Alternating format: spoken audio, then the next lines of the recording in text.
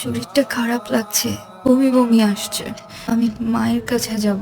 তার মানে আমি বাবা হতে চলেছি। খুব খুশি হলাম। শোনো, এখন থেকে কিন্তু অনেক সাবধানে চলতে হবে। পাখি আপনার নাম? এই রিপোর্ট কি পজিটিভ আসছে? জি, আপনি নানা হতে চলেছেন। হ্যাঁ, কিসের না বাবা হতে চলেছে আমি। গাধা কোথাকার। এই, তুমি একটু ওইদিকে যাও তো।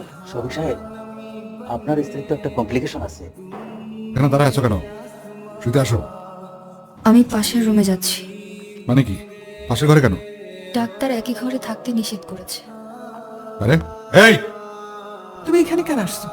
পাখির সংসার ভাঙতে? অনেক বড় অফিসারের সাথে বিয়ে হয়েছে আমার মায়ের। দয়া করে ওর সংসারটা ভাঙো না।